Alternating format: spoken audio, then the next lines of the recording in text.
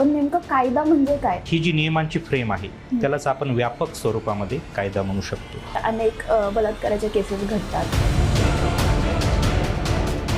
की एखादी व्यक्ती बलात्कार का करते, पण शिक्षेला लागणारा वेळ, मग या सगळ्या प्रक्रियेला वेळ तर लागणारच. मग खऱ्या नेमक्या केसेस कुठल्या असतात आणि खोट्या केसेस कशा ओळखल्या जातात? तर कधी कधी मला वाटतं की मीच ट्रायलवर आहे. जेलमध्ये VIP ट्रीटमेंट मिळते. VIP ट्रीटमेंट जेलमध्ये राहणं हीच एक सजा आहे. दुसऱ्याची रेकॉर्डिंग करणं हा एक गुन्हा आहे. लिव्ह इन रिलेशनशिप हा सुद्धा खूप चर्चेतला विषय असतो. हमें ना लिव इन करना चाहिए. ये बात कहाँ से आ गई शादी के बीच में?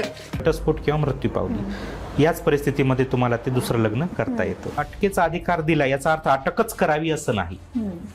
जे अटक केलेल्या आरोपीला हे पण माहित असायचं की मला अटक का केले. आज आम्ही अनसीन मराठीमध्ये ॲडव्होकेट सुनील बुधवन सरांना आमंत्रित केलंय. सर, तुमचं अनसीन मराठीच्या पॉडकास्टमध्ये खूप स्वागत. थँक्यू.